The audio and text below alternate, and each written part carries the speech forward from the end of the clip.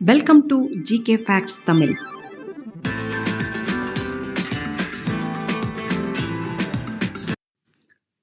Question number 1. Tirukkural has been translated into how many languages so far? Thirukkural இதுவரை எத்தனை மொழிகளில் மொழிபெயர்க்கப்பட்டுள்ளது? A 38, B 24, C 41, D 19.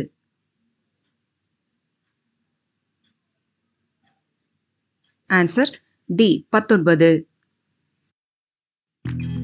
திருக்குறளை 19 மொழிகள்ல ஏற்கனவே மத்திய அரசின் செம்மொழி தமிழாய்வு நிறுவனமானது மொழிபெயர்த்து வெளியிட்டுச்சு.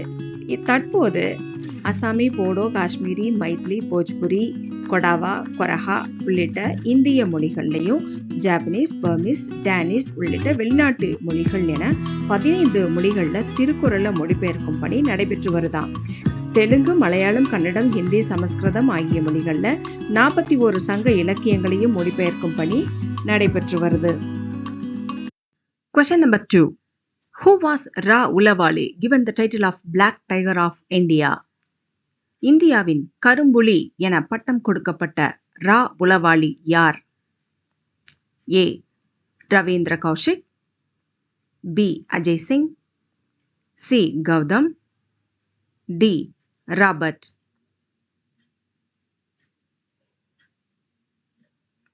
Answer A. ரவீந்திர கௌஷிக். ரவீந்திர கௌஷிக் அவர்கள் ராஜஸ்தான் மாநிலத்தில் உள்ள ஸ்ரீ கங்கா நகர்ல பிறந்தவர். நபி அகமது ஷாகிர்னு பெயரை மாத்தி பாகிஸ்தான் நாட்டோட அடையாள அட்டையை தயார் செய்துட்டு கராச்சி பல்கலைக்கழகத்துல சேர்ந்தாரு. பாகிஸ்தானோட சட்டப்படிப்பான LLBயையும் பயின்றாரு. பாகிஸ்தான் ராணுவத்துல இணைந்த ராணுவ பயிற்சி பெற்றாரு. குறுகிய காலத்துல மேஜராகவும் பதவி உயர்வு பெற்றாரு. பாகிஸ்தான் ராணுவ அதிகாரி ஒருவருடைய மகளையும் திருமணம் செய்து அங்கு குழந்தையும் அவருக்கு பிறந்தது. இவர் பாகிஸ்தான் ராணுவத்தில் இருந்த காலத்துல எண்ணற்ற முக்கிய தரவுகளை இந்திய ராணுவத்துக்கு கொடுத்ததற்காக அப்போதைய அரசு அவருக்கு கரும்புலிங்கிற பட்டத்தையும் சூட்டியது. 1983ஆம் ஆண்டு வரை கௌஷிக்கோட பாகிஸ்தான் வாழ்க்கை நன்றாகவே போயிட்டு இருந்துச்சு. அவர்கிட்ட சில தகவல்களை கொடுக்க இனயத் மசிஹா என்ற மற்றொரு உளவாளியை பாகிஸ்தானுக்குள்ள ரா அனுப்பியது. கௌஷிக், இனயத் மசிஹா இருவரும் ஒரு பூங்காவில் சந்திச்சு பேச திட்டமிட்டு இருந்தாங்க. இனயத் மசிஹாவை இந்திய உளவாளின்னு அறிஞ்சிருந்த பாகிஸ்தான் உளவு அமைப்பு அவரை கைது செய்தது. அவரை சந்திக்க பூங்கா வர்ற வரைக்கும் கௌஷிக் உளவாளி அப்படிங்கிறத பாகிஸ்தான் சந்தேகிக்கல. கௌஷிக் பூங்கா வந்ததுக்கு அப்புறம் தான் அவங்களுக்கு அவர் இந்திய உளவாளின்னு தெரிஞ்சு அவர் கைது செய்யப்பட்டாரு. தனது 49வது வயதுல 21 நவம்பர் 2001ஆம் வருடம் பாகிஸ்தானின் பஞ்சாப் மாகாணத்தில் உள்ள மியான் வாலிங்கிற மத்திய சிறையில காசநோய் நுரையீரல் தொற்றால அவரு உயிரிழந்தாரு. Question number 3. Where have hundreds of dolphins died last year as a result of global warming? புவி வெப்பமடைதல் விளைவாக கடந்த வருடம் நூற்றுக்கணக்கான டால்பின்கள் எங்கே உயிரிழந்தன? A. அமேசான் நதி, பிரேசில், B. நைல் நதி, எகிப்து, C.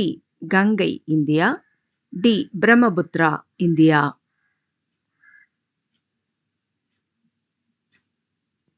Answer A. அமேசான் நதி, பிரேசில். தென் அமெரிக்க நாடான பிரேசில்ல கடந்த வருடம் அமேசான் நதி வரலாறு காணாத அளவு வறட்சி அடைஞ்சிருக்கு.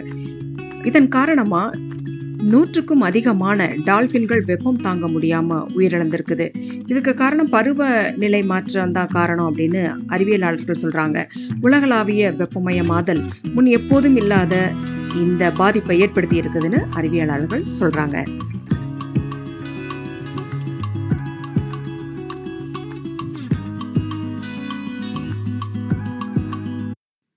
Question number 4. Which country developed the world's first automated military robot? உலகின் முதல் தானியங்கி ராணுவ ரோபோவை உருவாக்கிய நாடு எது?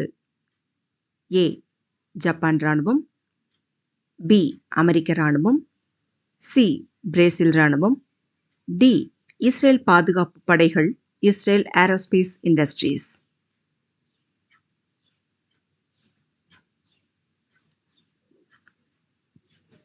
Answer D. இஸ்ரேல் பாதுகாப்பு படைகள், இஸ்ரேல் ஏரோஸ்பேஸ் இண்டஸ்ட்ரீஸ். இஸ்ரேல் தானியங்கி ரோபோ அமைப்பான ஜாகுவார 2021 IAIயோட இணைந்து வடிவமைச்சிருக்கு. உலகின் முதல் தானியங்கி இராணுவ இயந்திரமாகவும் இது அமைஞ்சிருக்கு. இது மனிதர்களால கட்டுப்படுத்தக்கூடியதா இருக்குது. சக்தி வாய்ந்த கேமராக்களும் மின்விளக்குகளும் பொருத்தப்பட்டிருக்கு.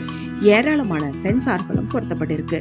மேலும் இதுல 7.62 மில்லிமீட்டர் மேக் இயந்திர துப்பாக்கி MAG மெஷின் கன்னும் இதுல பொருத்தப்பட்டிருக்கு. வீரர்களுக்கு மாற்றா இது போய் எல்லையில ரோந்து பணியில ஈடுபடுது. ஏதேனும் அச்சுறுத்தல் ஏற்படும் போது இதுல உள்ள சென்சார் கண்டுபிடிச்சு தகவல் கொடுக்கும்.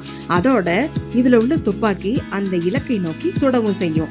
எதிரிகளிடம் மாட்டிட்டா தன்னைத்தானே அழித்துக் கொள்ளும் வகையில இந்த robot உருவாக்கப்பட்டிருக்கு. Question number 5. How many types of narrative works are there in Tamil literature? Tamil இலக்கியத்தில் கதை படைப்புகள் எத்தனை வகைப்படும்? A 7, B 3, C 2, D 10.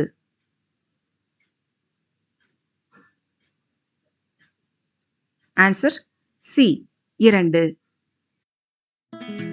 Tamil இலக்கியத்துல கடித படைப்புகள் 2 வகைப்படுது. ஒன்று உண்மை கடிதங்கள், இன்னொன்று புனைவு கடிதங்கள்.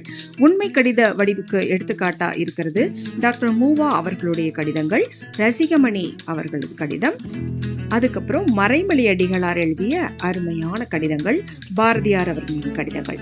புனைவு கடிதம் வடிவில அமைஞ்சவை மு வரதராசனார் அவர்கள் எழுதிய கடிதம், அண்ணாதுரை அவர்கள் எழுதிய கடிதம், இவையெல்லாம் இருக்கு.